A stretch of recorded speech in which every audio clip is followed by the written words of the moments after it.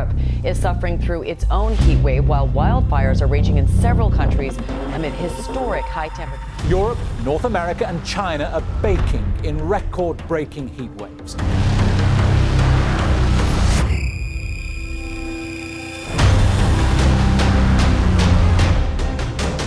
During the past period, an extreme heat wave has struck Europe, North Africa, the Middle East and Asia, causing thousands of deaths.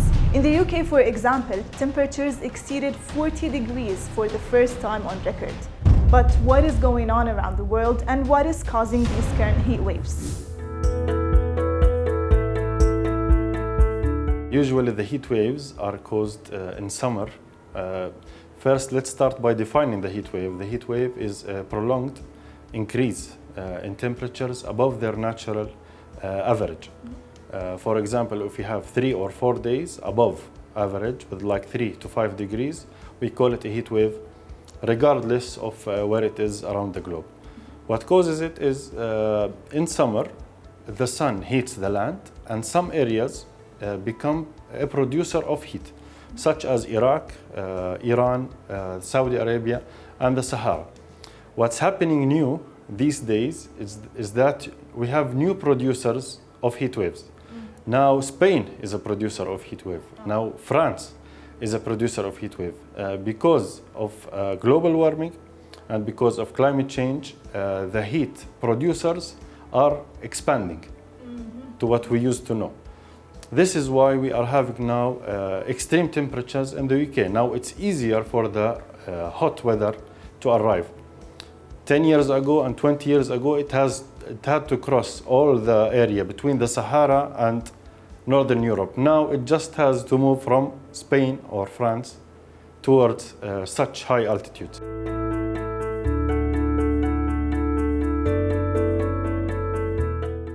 The first step, I always say, is listen carefully to the weather news bulletin.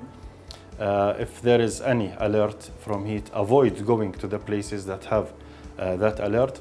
Avoid direct and prolonged exposure to the sun. If we go out for a few minutes, it's okay. But if we go and get exposed to the sun for a prolonged period, especially during the peak, which I mean is from 11 a.m. until 5 p.m. every day during the heat wave. This is when we should avoid direct and prolonged exposure to the sun and always stay hydrated. Don't treat the heat wave as a usual day. You should drink lots of water, especially if you are walking or going out or having to work in the sun.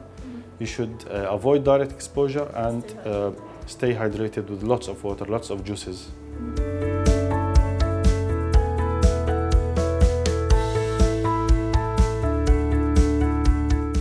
What's causing more deaths in Europe during heat waves compared to other parts of the world is that, first of all, Europe is a forest land in general, which is something that we don't have in our countries, large forest lands. This is why they experience wildfires and lots of deaths happen because of the fires. This is why the toll is always high. The second reason is adaptation. The adaptation of European people to heat is very weak compared to us, because here the heat starts very early. Around April and May we have like 30 or 35 degrees. In Europe, no.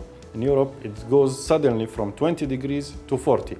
Imagine this happening in Jordan during winter, having 15 degrees, then moving suddenly to 40. It will cause.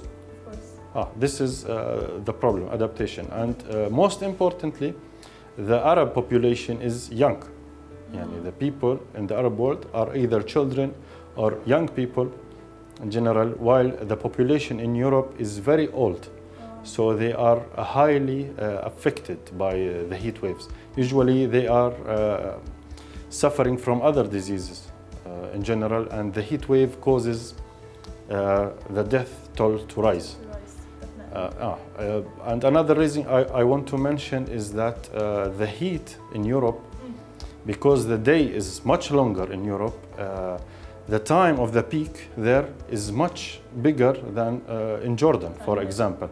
Here, the maximum temperature is recorded during 1 hour in the afternoon, and then it starts to fall gradually. In Europe, because of the length of the day, the high temperature remains for very long hours. Usually it's accompanied by a very high humidity, so the feel of the heat is extreme compared even to Jordan. To hilly areas in Jordan and Lebanon, we have pleasant time during summer compared to heat waves in Europe.